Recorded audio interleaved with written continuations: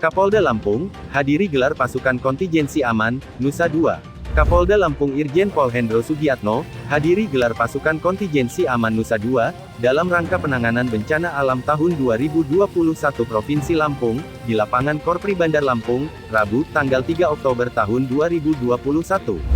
Gubernur Arinal Junaidi sebagai pimpinan APIL mengatakan, Lampung sudah masuk musim hujan, dia minta, aparat terkait melakukan persiapan antisipasi terjadinya hal buruk, seperti banjir, longsor, serta bencana lainnya. Musim hujan rawan terjadinya bencana, gempa bumi, banjir, tanah longsor, dan lainnya akibat perubahan iklim ekstrim seperti puting beliung dan lain-lain, katanya pada sambutan APIL tersebut. Berbagai potensi bencana yang ada tadi, hendaknya disikapi dan hadapi melalui pengelolaan penanganan bencana secara lebih baik, terlebih di tengah pandemi COVID-19, ujar Gubernur Arinal.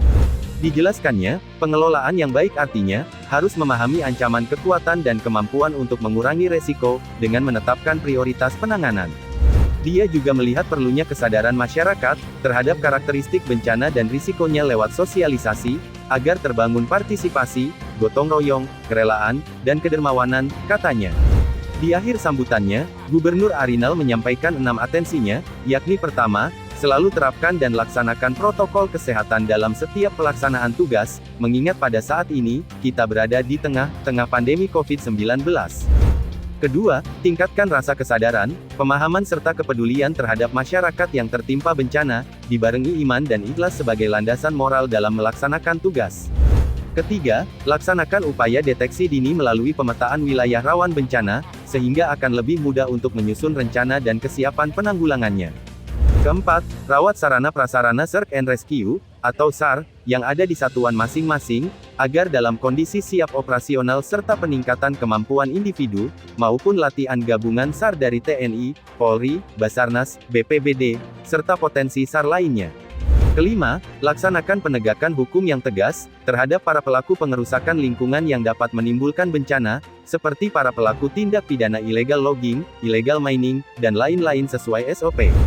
Keenam, tingkatkan koordinasi semua kerjasama, dengan melibatkan semua stakeholder, untuk memadukan kekuatan sumber daya potensi SAR, agar sinergis dalam pelaksanaan tugas penanggulangan bencana. Apel semua unsur dalam rangka mengantisipasi supaya tidak terjadi hal-hal yang tidak diinginkan apabila ada bencana. Bencana itu kan tidak hanya di darat, tapi di sungai maupun di laut. Nah, oleh karena itu semua unsur harus dilakukan dengan kesiagaan, di samping juga mempersiapkan fasilitasnya. Hari ini kita lakukan secara bersama karena menjelang musim hujan, lalu ada beberapa kabupaten yang memiliki potensi tentang longsor, tentang banjir.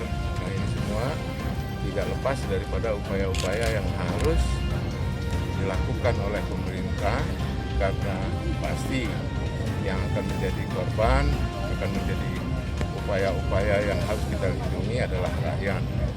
Nah, rakyat kita ini kan apabila terjadi bencana kan membutuhkan pertolongan. Tidak ada alasan negara itu tidak hadir di situ.